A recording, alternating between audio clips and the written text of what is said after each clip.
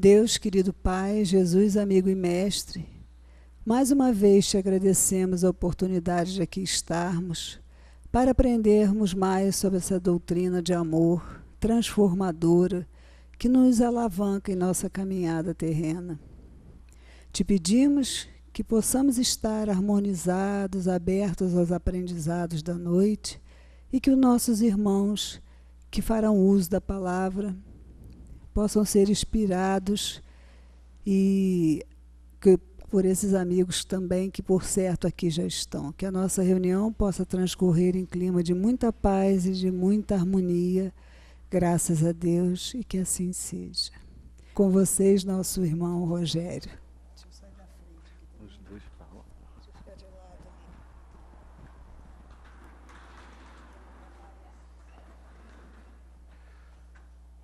Boa noite, pessoal, tudo bem? Tudo bem? Uma boa noite para vocês.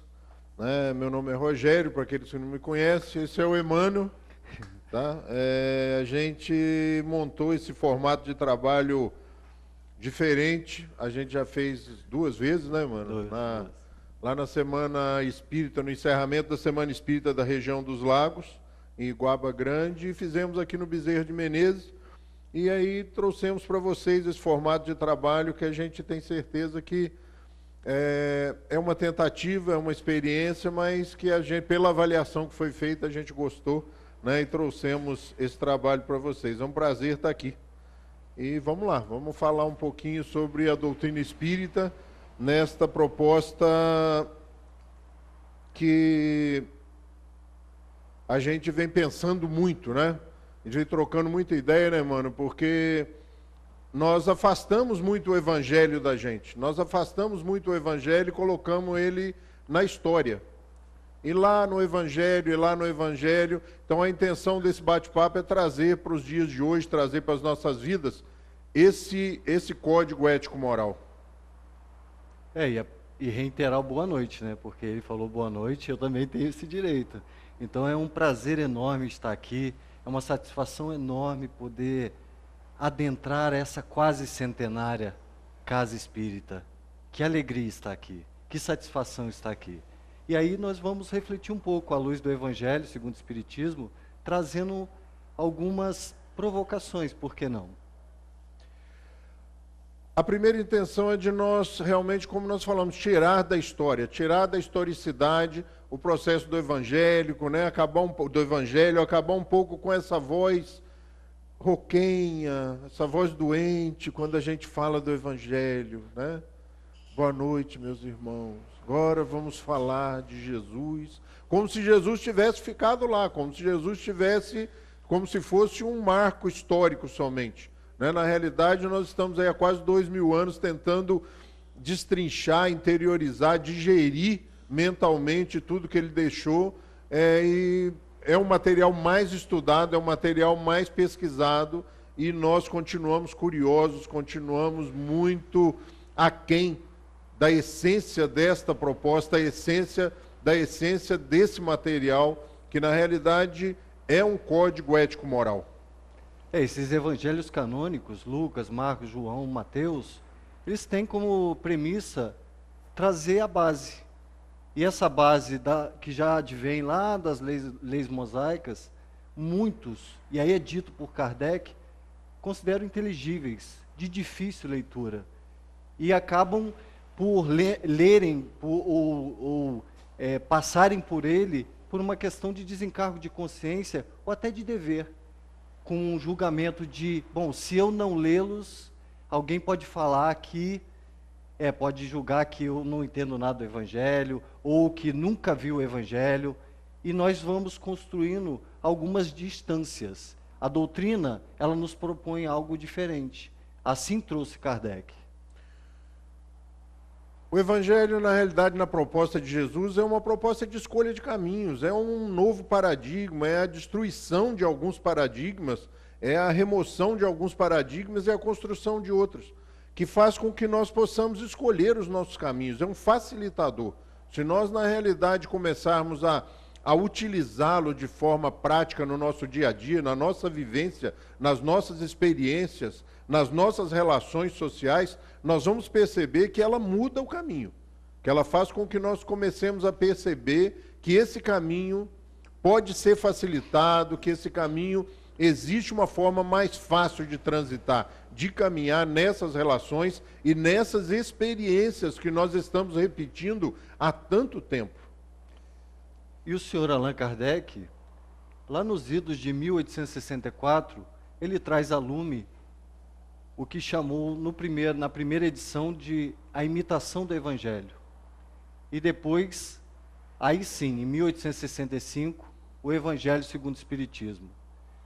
E é interessante frisar que quando Allan Kardec nos questiona sobre as possibilidades que esse novo caminho nos traz, nos propõe, a gente para pensar também a grandiosidade e o quão esse senhor, através dos espíritos, pôde, dentro de uma reflexão profunda, e aí vamos visitar obras póstumas, aonde o senhor Didier o questiona por ser um livreiro, um publicador dos livros, por que não alterar para o Evangelho?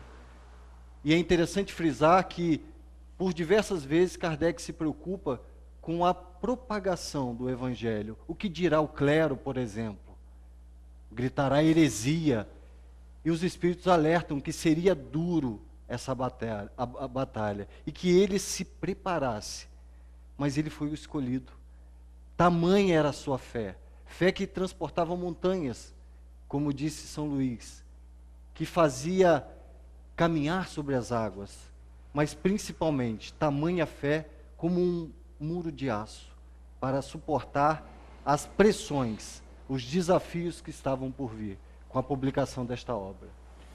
O Evangelho segundo o Espiritismo, ele traz uma diferenciação, embora muitas vezes nós, num processo ou num sentimento de abrandar as diferenças, nós dizemos que é a mesma coisa, né? Olha, você tem o Evangelho na sua religião, nós também temos, mas o Evangelho segundo o Espiritismo tem uma outra característica muito especial, que é quando eles resolvem condensar, os Espíritos resolvem condensar ali o que diz da parte da ética moral, da moral realmente do Cristo, ou seja, menções, relações e relatos que tratam da parte moral e não da parte histórica ou da parte cronológica, onde muitos evangelhos se preocupam com a cronologia dos fatos.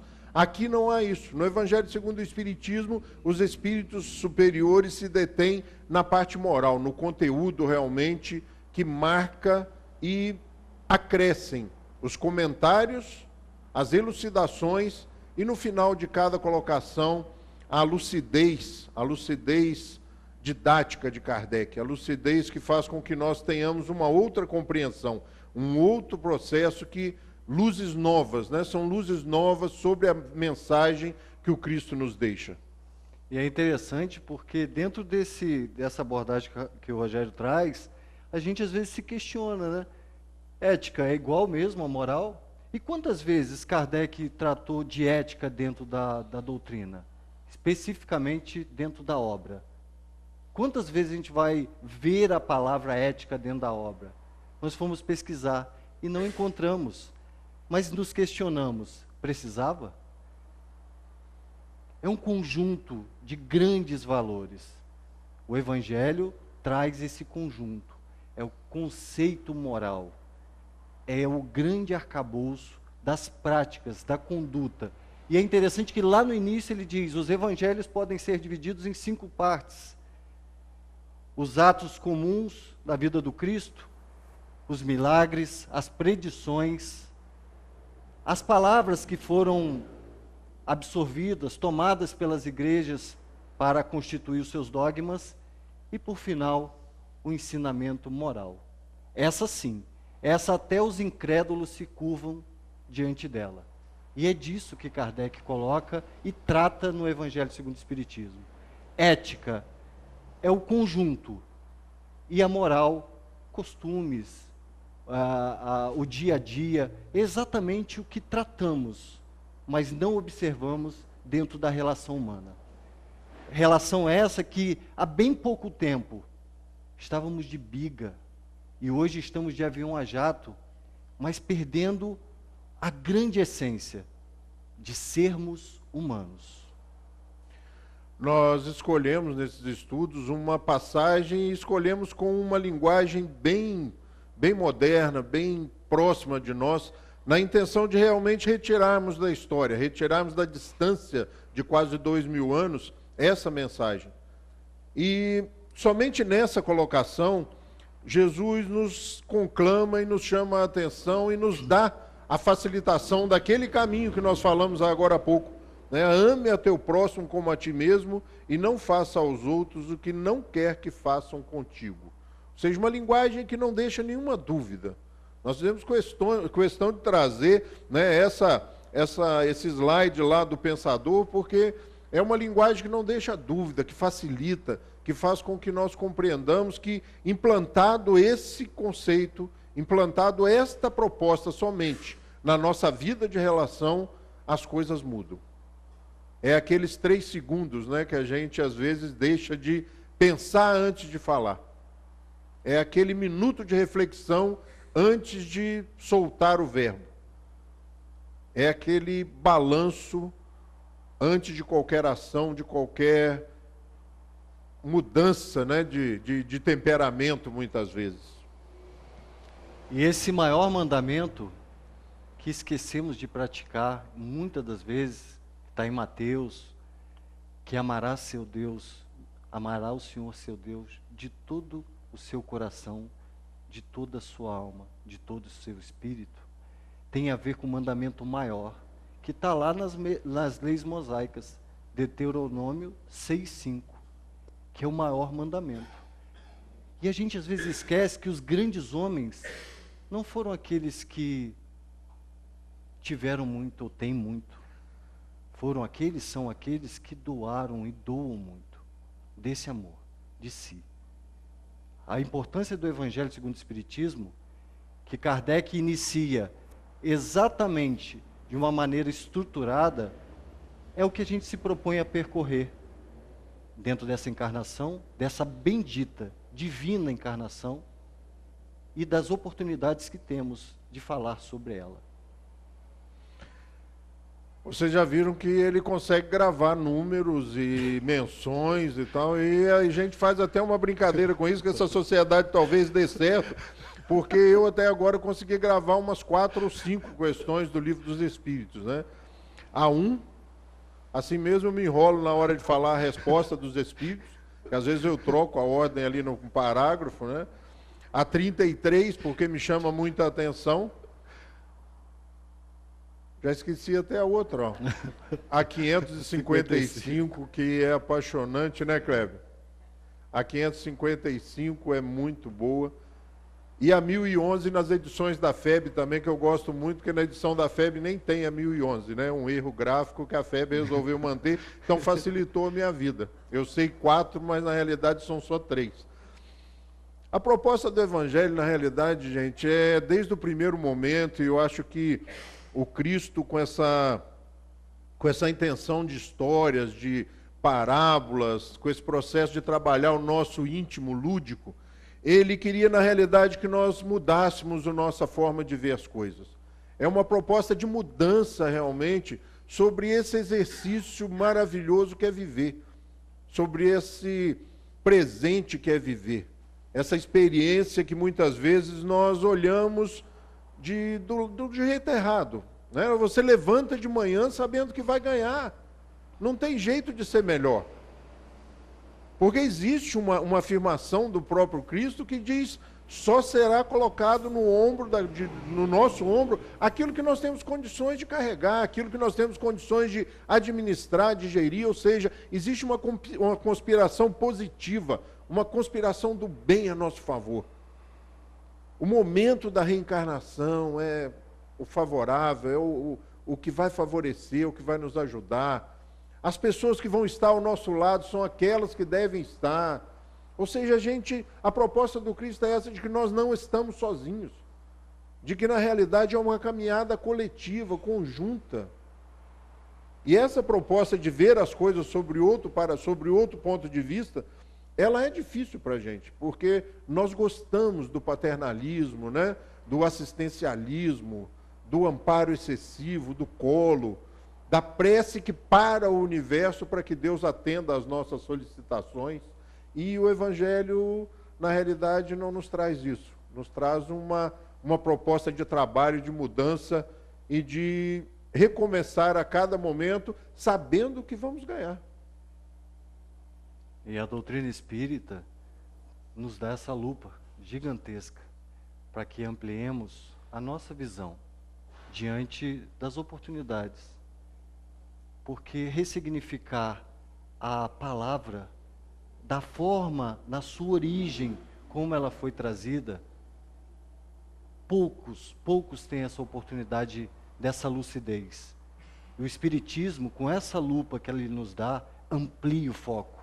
Faz com que a mudança de visão, a mudança de patamar íntimo, e é tão interessante que dentro desse processo, às vezes a gente entra num embate e travamos verdadeiras disputas para provar o quê? Em momento algum, nós vamos ver Kardec maldizendo, irritado, transtornado, sábio Kardec, seguindo. E eu fiquei imaginando, Rogério, as vezes em que os espíritos disseram a ele, siga seu caminho, mestre, porque assim o chamavam também, porque será sempre protegido pelo nosso mestre maior, e que em particular cuida de você. Eu fico imaginando se hoje nós ouvíssemos isso. Talvez a gente diria, como a gente diz do Papa, né? Pô, o Papa é quase um espírita. Mas que arrogância nossa. Ele é o sacerdote máximo da Igreja Católica, ponto. E aqui estamos nós, aprendizes, dia após dia, para ressignificar as nossas visões. O tão jargão falado, exteriorizado de reforma íntima. Mas e por que traçamos batalhas? Por que ficamos, às vezes?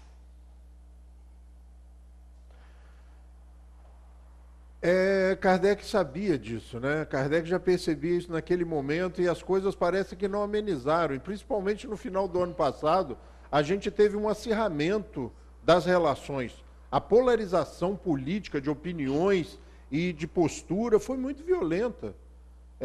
Grupos de WhatsApp foram dissolvidos, né? Amizades longínquas foram abaladas. E as coisas, realmente, quando Kardec diz, né, no Livro dos Espíritos, na introdução do Livro dos Espíritos, quem de nós não defende com unhas e dentes o seu sistemazinho? E eu acredito que ele coloca no diminutivo já para mostrar que é uma caminhada coletiva, na realidade são descobertas, é partilha, é troca de experiências, troca de valores, troca de conhecimento. É uma experiência muito, muito harmônica essa nossa, embora nós tenhamos polarizado em vários momentos. Tenhamos estabelecido essa guerra, essa batalha, essa briga de opiniões. Eu, às vezes, brinco, irmãos, você sabe disso, que eu adoro de madrugada, às vezes eu acordo, né, e tomo uma água, volto e ligo a televisão. E tem alguns pastores evangélicos ali que eu gosto muito, pela didática que eles usam. E quando eu ouço com o ouvido espírita, eu não consigo ver muita diferença. Na finalidade, no fundo, lá longe, sem a observação curta, sem a observação mediatista, todos os caminhos, né? Eu ouvi isso há um tempo atrás como uma lição por uma coisa que eu disse, né? Um amigo me disse, todos os caminhos levam à praça. E pelo livre-arbítrio e pelas nossas escolhas, cada um escolhe por onde ir. Eu acho que nós temos realmente que tomar muito cuidado com essa polarização, com essa compra, né, de ideias novas. Como tem tido ideias novas, né, mano? E essas rupturas. E aí, Rogério, me fez lembrar, a gente está falando de construção, né, de muros que foram estabelecidos, me fez lembrar do senhor Kardec de novo. Lá na Viagem Espírita de 1862, que é um opúsculo, um livreto, fácil de leitura, mas de uma profundidade. E no terceiro discurso aos espíritas de Lyon e de Bordeaux, Kardec, e aí a gente aqui pode fazer um exercício juntos, lá no finalzinho ele diz assim: imaginemos que grupos que deveriam caminhar juntos estão se degladiando, estão de alguma forma batendo de frente, um querendo colocar mais a opinião que sabe e que o outro sabe mais. Não, mas é porque eu tenho. Aí nos remete aos dias atuais. Grupos que deveriam caminhar juntos e deveriam caminhar juntos estão se estranhando, trazendo esses muros, essas construções de muros. E aí a gente fica às vezes lembrando de um Kardec sério, muito objetivo, sisudo, né? Que às vezes diz, não, mas ele nunca viu Kardec sorrir, mas nem eu, né? E aí imaginando que como reagiria ou como agiria Kardec diante. Só que a gente esquece do Kardec evangelizado. Então imaginemos aqui o grupo A, dividido por esse meio, e o grupo B. Né? O Kardec ficaria do lado que tem mais razão, Kardec ficaria do outro lado que tem muito tempo, não, como a gente às vezes escuta, né, Sueli? Eu tenho 50 anos de doutrina espírita, eu estou na doutrina por 60, 30, 20. Tá, mas e a doutrina? Está dentro de você? Isso é muito importante. E que de que lado Kardec ficaria? Do lado A ou do lado B? E o mestre Kardec nos surpreende mais uma vez. E aí ele vai responder de uma maneira profunda, dizendo: me colocarei ou me coloco sem pensar, sem saber as razões, do lado que tiver mais caridade. Porque onde há caridade, há humildade. E aonde há humildade, fica fácil de corrigir o erro. Agora, do outro lado, que está entorpecido pelo orgulho, pela vaidade, fica mais difícil. Não tem como modificar. Reflitamos a respeito. A gente está falando de um discurso de 1862. A gente está falando de muros que ainda existem. 50 centímetros, mas existe. Diminuíram, né? Passou o final de ano lá, deram alguns resultados, algumas coisas. Os muros diminuíram, os grupos de WhatsApp começaram, né? Começamos a desbloquear alguns amigos, né? Colocar de volta nas relações sociais. Mas mesmo esses muros, ainda mesmo sendo baixos, estão difíceis de ser transponidos, né? A gente não consegue passar porque a dificuldade é grande. A dificuldade ainda é grande. É interessante como nos últimos dias, como nos últimos meses, de um ano e pouco para cá, como nós polarizamos, como nós realmente tomamos ou ficamos mais duros, mais fortes. As relações sociais não só se acirraram, como tomaram realmente alguns caracteres mais fortes, que nós pensávamos que nós já tínhamos superados.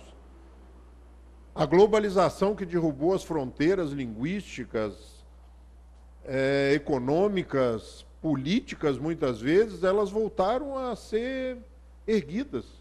E nós tivemos algumas surpresas desagradáveis pelo mundo afora, que caiu no esquecimento da sucessão de desgraças. Acontecem algumas coisas, mas depois... Passou. Depois daquilo, acontecem coisas tão ruins que aquelas coisas ficam para trás e a gente acredita até que acabou. Parou isso. Não tem mais caminhadas, marchas, não tem mais fuga. A gente imagina que não.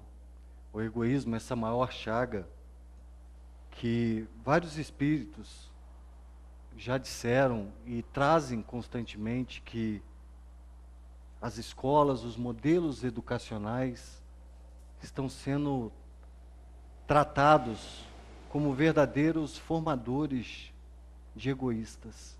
As crianças pensam primeiro em competir. Pensam primeiro em ser o melhor, o primeiro em tudo.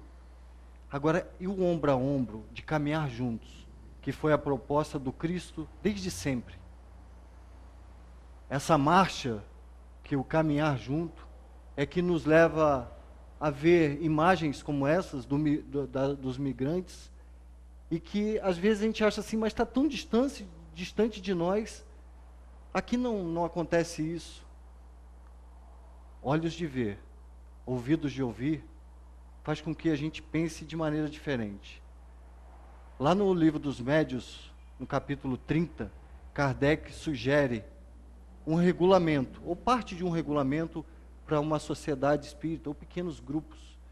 E o primeiro parágrafo, ele diz que o mais importante é que não esqueçamos, e aí é o meu modo de dizer, que a proposta, o objetivo daquela sociedade ou daquele grupo é o aperfeiçoamento moral, a profundidade moral. E que deixemos de lado e não tratará, ou seja, proibido, política, economia e principalmente controvérsias religiosas. Voltemos agora. Se o egoísmo é a chaga, por que a gente se distancia tanto da caridade? As relações ficaram por um fio, né? Mas o interessante é que esse fio que conseguiu fazer esse elo, essa ligação, foi o que me chamou mais a atenção da gente. Ações diferenciadas. Ações de alguns países, de alguns governos, de algumas pessoas, de alguns grupos, que fizeram com que fosse amenizado o sofrimento de algumas pessoas. E isso é que chamou muito a atenção da gente. E foi isso que nós conversamos. Não, mas olha, tem que fazer assim, viu lá? Viu aquele grupo que estava socorrendo, mesmo com essas relações políticas, com esse retrocesso do processo de globalização, nós percebemos que o Evangelho sobrevive na ação de alguns poucos. E foram essas ações que marcaram as relações e as notícias, porque a marcha continua, os botes continuam chegando no litoral de alguns países, e, como o Emmanuel disse, talvez meio distante da gente, né? Isso acontece, isso é um absurdo acontecer lá, mas nós não podemos esquecer de Pacaraima, né? Acho que é um lugar aqui que faz parte do Brasil, aí, onde a gente vivenciou algumas experiências também, continua vivenciando algumas experiências bem complexas. Dos nossos irmãos venezuelanos, que adentram ao nosso país desesperados. E quando sentados em nossos sofás, distante dessa realidade, e esta foto é muito emblemática, porque ao fundo nós temos 3 hotéis. Meio que com um apelo, um pedido de socorro, de ajuda, no contraste. E a diferença, ela aparece no contraste. Às vezes a gente fica num conceito de o que é meu dever? E aí a gente assimila posicionamentos sociais que o dever é confundido com obrigação. O dever sublima a consciência. A obrigação tem a conotação de punição. Aí instalamos um semáforo novo, se movimentar o carro, multa. Mas não seria melhor se a gente andasse numa velocidade média, onde todos pudessem ter mobilidade urbana e se respeitando, respeitando a nós pedestres e nós motoristas respeitando os pedestres? A imposição, o dever, e aí realmente a gente se entorpece de leis, de obrigações por punição? Ou não seria melhor refletir sobre situações como essa e colocar mãos à massa? Agir, para que mudemos esse nosso patamar. E é interessante, Rogério, porque não é tão distante.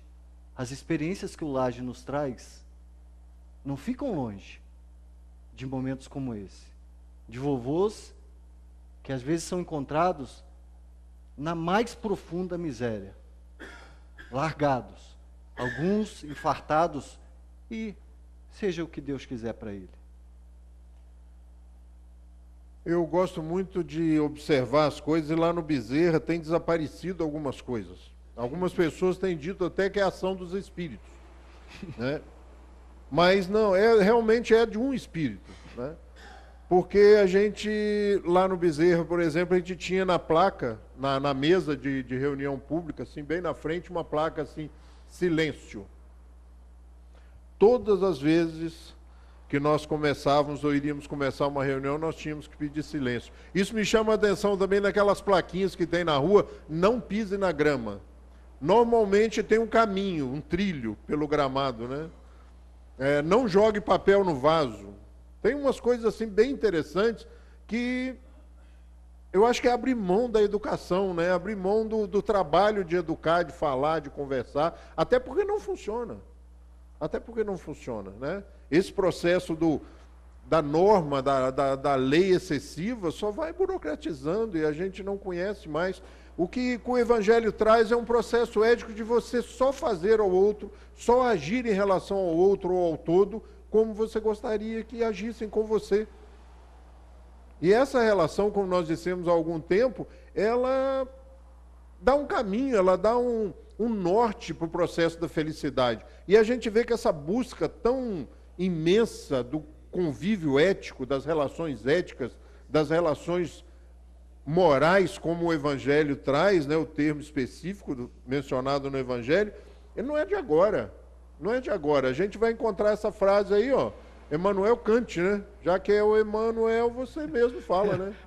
Esse é o filósofo. Desencarnou em 1804, quando Kardec veio para nos trazer essa oportunidade de reflexão como agora. Mas Immanuel Kant traz, entre outras profundas reflexões, ele diz: a missão suprema do homem é saber o que precisa para ser homem. É evidente que ele está falando de ser humano. A moral propriamente dita não é a doutrina que nos ensina como sermos felizes. A moral é a doutrina que nos ensina como devemos nos tornar dignos da felicidade. E aí, né, mano? Aí eu lembro daquela passagem lá que a gente gosta muito. Hoje está muito em moda. Esse movimento espírita é um negócio bom que é novidade a todo momento, né? Eu não sei de onde desenterram tantas coisas, né? Na próxima encarnação vou nascer na Finlândia. Mas não vai mesmo. Na Islândia. Está na moda agora nos países nórdicos, né? Que a gente assistiu uns Globo Repórter, uns Globo Ciência, aí que o negócio lá é bom. Então o cara começou agora a querer encarnar lá nos países nórdicos lá. E a gente vê que para se tornar digno da felicidade, você tem que construir ela, né? Então, eu costumo dizer nas palestras lá, eu falo só no Bezerra para não chocar as pessoas. Eu falo, não entre nessa, não se ilude que você vai reencarnar num outro lugar legal. A espiritualidade superior e a justiça divina não vão permitir você estragar o país dos outros. Não adianta. Você quer um país legal? Construa um país legal. Porque aquilo que a gente vê que funciona muito bem, aquilo não é herança. Aquilo é um trabalho de séculos, de uma população dedicada, dentro de guerras, de batalhas, de transtornos, para chegar naqueles resultados. Ou seja, nos tornarmos dignos da felicidade. Eu costumo dizer, se for em conselheiro a próxima, já está muito bom, né? E aí cabe-nos uma pergunta: mas por que ser ético? Para que ser ético? Ou éticos? Temos tantas possibilidades, o livre-arbítrio é uma dessas possibilidades de reflexão. Tudo posso, mas nem tudo me convém, Paulo. E aí também, o próprio Paulo dizia que nós podemos ser cartas vivas desse Evangelho, com várias possibilidades de escrevermos diferente, encarnações diferentes. E às vezes a gente fica com esses detalhes comezinhos, essas coisas que não nos levam a nada, e perdemos oportunidade diante de publicações, diante de divulgações, como foram ditas. E a questão 614, me permita, Senhor, que é a que abre o livro terceiro do Livro dos Espíritos, é perguntado o que é a lei natural. A resposta objetiva dos Espíritos é a lei de Deus. É a verdadeira, é a única para ser feliz, ou sermos felizes. E quando me afasto dela, a infelicidade vem.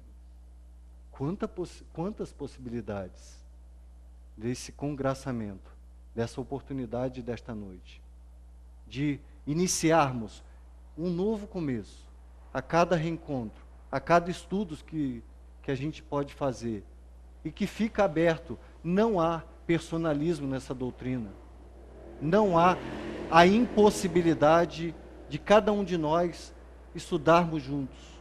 Há muita possibilidade de recomeçar à luz da doutrina. O processo é muito mais antigo do que a gente pensa, né? Essa busca, essa negociatas que a gente faz, esses saltos que a gente quer dar, não funcionam. Não funciona. Eu passo por essa experiência de vez em quando. Você, quando lida, né, com você mesmo o tempo todo, você está acostumado. Quando você encontra com uma outra pessoa que não te vê há muito tempo, às vezes a notícia não é muito boa. Principalmente no meu caso. Às vezes eu estou tranquilo, verdadeiro atleta e tal. Rogério, como você engordou? Isso é coisa que se diga para os outros. Mas a gente não se vê. A gente chega de manhã e tá e aquela luta e corre o dia todo. E é importante que as pessoas nos digam. Né? Para lembrar vocês, o nome dessa palestra, o título dessa palestra é O Evangelho como Caminho Ético. É importante que as pessoas às vezes digam para a gente que algumas mentirinhas que às vezes a gente pode pensar que não vão dar prejuízo ou trazer algum prejuízo, não é verdade. São criações que as pessoas dizem dentro do próprio movimento espírita. O meu merecimento, né? Bônus horas, umas coisas assim que, né, é difícil de compreender, é difícil de aceitar quando você pensa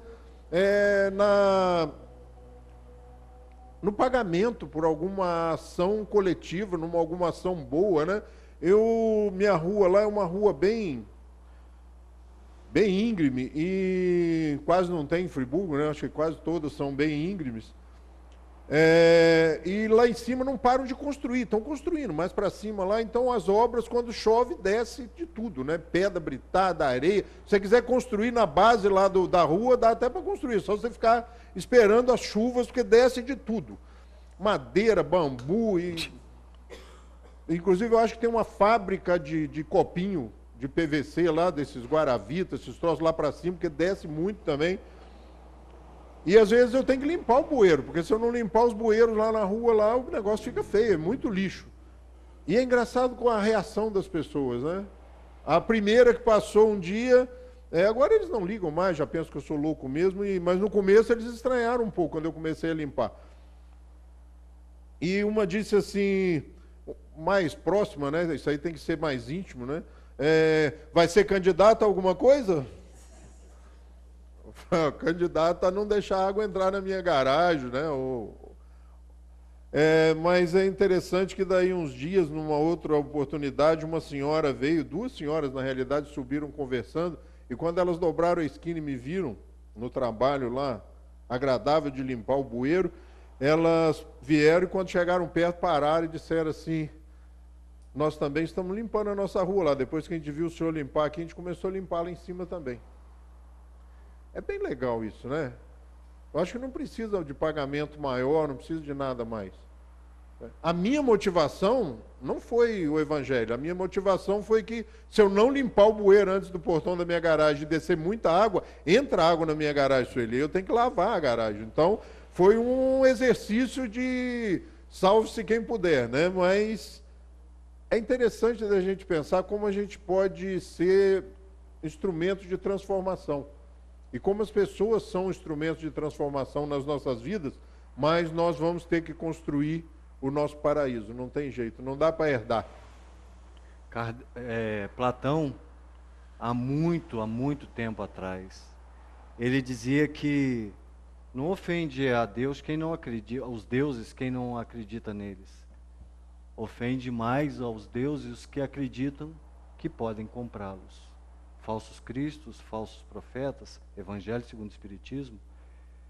E aí a gente faz uma reflexão, como o exemplo do que o Rogério trouxe agora. Torço muito que um dia chegue, possivelmente não estarei mais aqui, que as empresas, por exemplo, colocassem em suas vagas o requisito maior: somente honesto. Qual é a classificação para essa vaga? Ser honesto. Porque é interessante que, às vezes, a gente olha muito o currículo, muito diploma, e não se faz a pergunta básica, porque parece que ela não precisa ser feita. Mas depois que contrata, depois que a gente escolhe errado, aí a gente vai falar assim: ué, mas existe curso para honestidade? Então eu torço muito para que um dia não precisemos mais das premissas de bloqueio, de separação, de distanciamento. Quem dera se a gente pudesse formar homens de bem dentro de várias instituições que se propõem a contratar gente e que não simplesmente fosse moedores de gente. Ah, não serve, bota outro, não serve, bota outro, e depois outro, e outro também. Será que não teriam ou têm a oportunidade de formar verdadeiros homens de bem nessas corporações?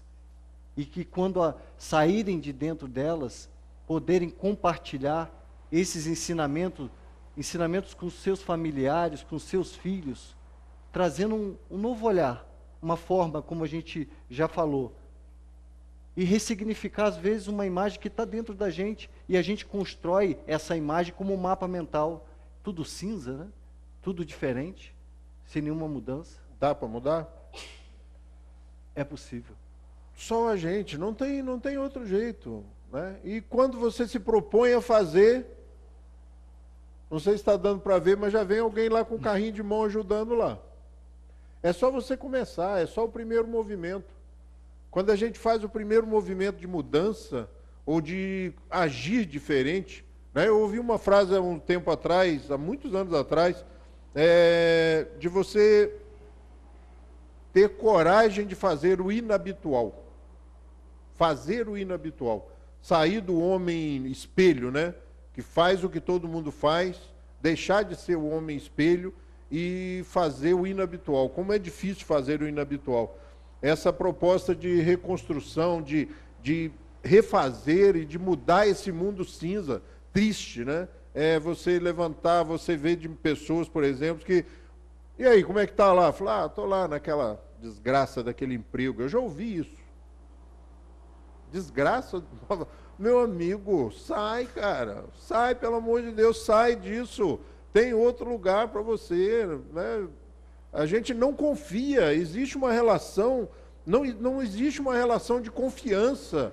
A gente estuda o Evangelho, a gente vê como tudo conspira a nosso favor, como nós somos especiais, e a gente não acredita. A gente se submete a coisas que a gente não concorda. A gente assimila valores que a gente discorda. Então a proposta, na realidade, mano, o relógio aqui anda mais rápido que lá no Bezerra, né, é de reconstrução, é de destruir o homem velho e construir um novo, né? E quantas encarnações precisaremos? Quantos de nós já não estivemos naquela caminhada junto com Cristo, participando de diversas missões? Pois nós somos aquilo quando a última porta se fecha atrás da gente. Aí sim, aparece esse homem, né? Como o Rogério falou, que vai colocar à prova os ensinamentos éticos, morais, mas principalmente o lugar vago, que hoje está vago, do ser humano. Nós passamos por uma mudança muito grande, e os ensinamentos que ele trouxe, Rogério, deixaram marcas muito fortes. E ele deu exemplos. Muitos. Esse é o processo educacional, né? Pô, errou? Olha, repara, conserta. Escolhe outro caminho, toma o caminho. Lembra lá no começo, tinha um slide lá que facilita a escolha de caminhos? Só faça ao outro aquilo que você gostaria que ele te fizesse.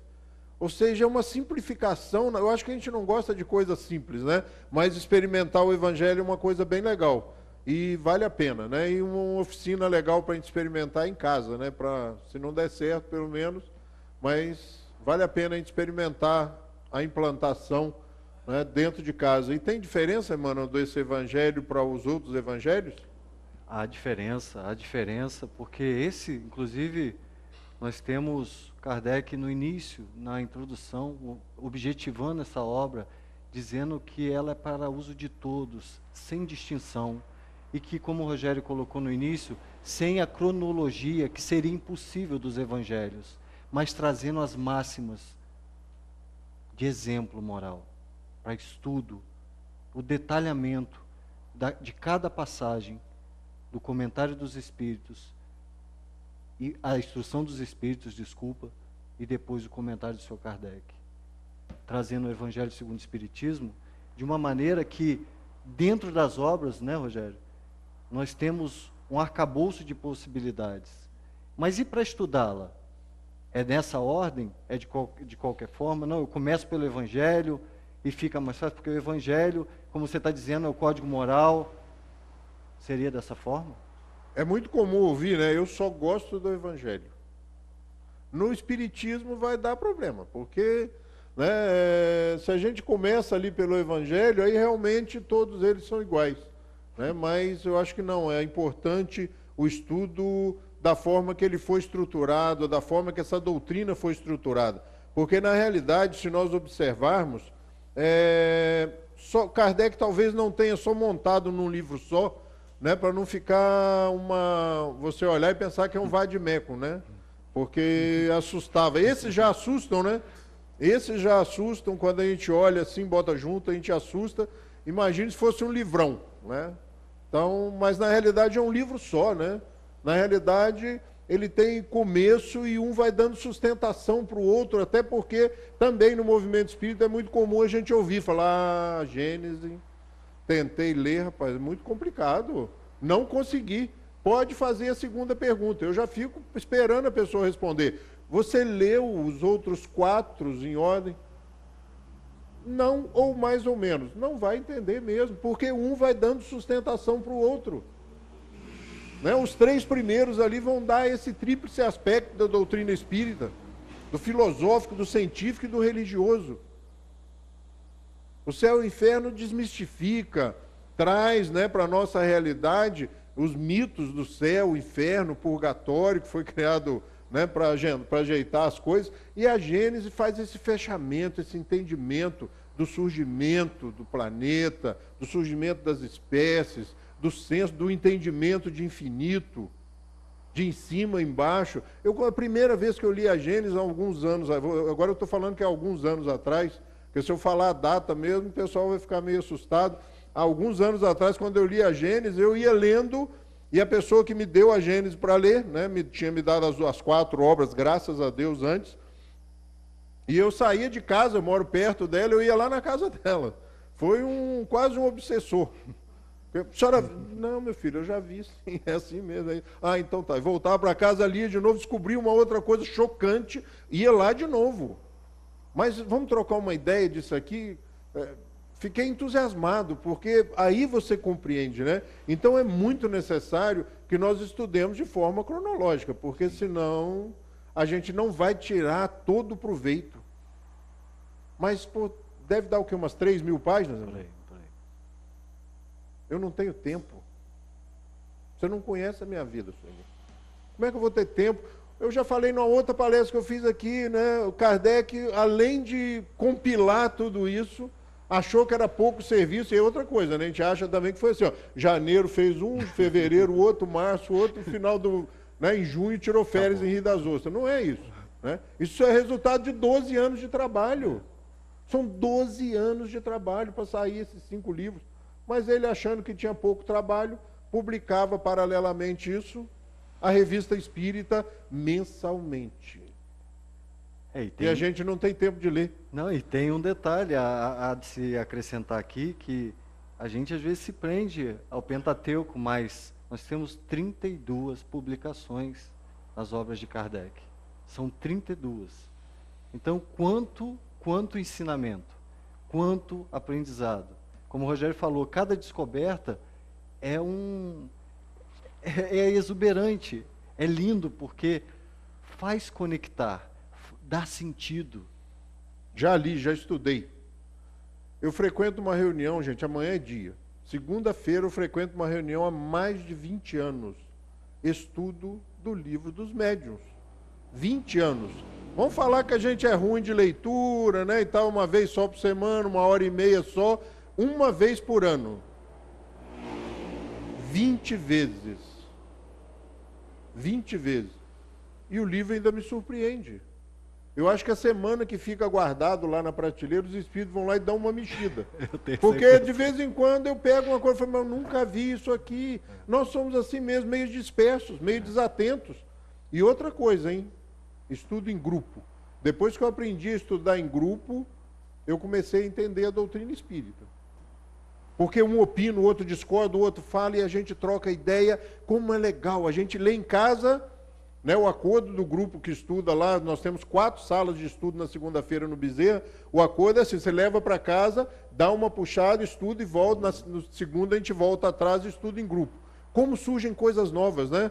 Mas a nossa memória é meio complicada, né, mano?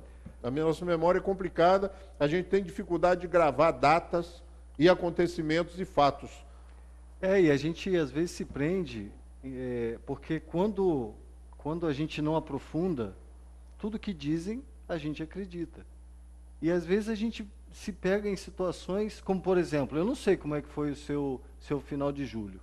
Aconteceu algo diferente, eu não vou nem falar a data, porque se a gente falar em publicações de exortações de receio, como por exemplo, data limite, a gente está derrogando o princípio. Inclusive, lá no Livro dos Médiuns, Kardec deixa bem claro no item 267, sobre a qualificação dos bons ou maus espíritos, que quando a gente tem propagação nesse sentido, não estou falando especificamente desta, a gente pode estar incorrendo numa mistificação, porque os bons espíritos não propagam tragédias ou coisas do tipo. E aí a gente pega uma sociedade, algumas pessoas passaram um zap, e-mail, tá chegando. Eu falei, tá chegando o quê? Dia 20. Eu falei, eu não faço aniversário, eu faço dia 5 de dezembro. Não, a data limite, você não é da doutrina, você não estuda o espiritismo. Eu falei, tá, mas e como fica? E só que as pessoas não se contentam com uma publicação dessa. Já existe o dia depois da data limite. O dia depois da data limite. E que agora a outra data é 2057, 54, enfim. Então, como a gente se prende a publicações, e uma publicação, e há que se fazer referência que o senhor Francisco Cândido Xavier jamais disse sob data limite. Um espírito dessa envergadura, com a profundidade das obras como trouxe, há que se ressalvar, que jamais falou. O problema é a enxurrada, a enchente de obras. Descobriu-se que esse mercado é muito bom. E basta dizer que a cinematografia está aí, ó. Mediunidade, espíritos, outro mundo, essa relação dos dois mundos, essa interpenetração das relações e dos dois mundos, isso vende. Né? E vende muito, e depois que nós passamos a comprar pela internet, nós estamos fazendo mais estrago ainda, porque você entra lá no site de uma editora para comprar lá, sei lá, a Gênese, tá? E compra a Gênese, e aí está lá escrito assim, frete grátis até 5 obras, vou aproveitar o frete, e aí, isso aqui deve ser bom. Vende muito. E eu infelizmente, até diminui um pouco, mas eu recebia muita obra assim lá na biblioteca do Bezerra, porque as pessoas pegam, leem em casa e depois doam para a biblioteca, né? A menina da biblioteca, Rogério, dá uma olhada. Gente, na grande maioria não passava da página 10, 15. Falando novamente o que já foi dito, sabe, visões personalistas. Infelizmente, a gente, se voltar atrás ali, né, e ler as 5 obras, depois não tem problema nenhum. A gente fica isento de qualquer confusão. Mas é importante que a gente também selecione, não perca muito tempo, porque o mercado oferece muita coisa. O mercado oferece muita coisa e se a gente ainda não entendeu, não absorveu a doutrina, é melhor que nós o façamos primeiro antes de nos aventurarmos em outras coisas. Sim, sim. Vamos pedir a ele para esperar mais um pouquinho, porque nós vamos chegar lá. Uma boa noite para todos, que ele possa nos abençoar e nos aguardar, porque nós estamos chegando. Muito boa noite, muito obrigado pela paciência, pelo carinho de estarem aqui.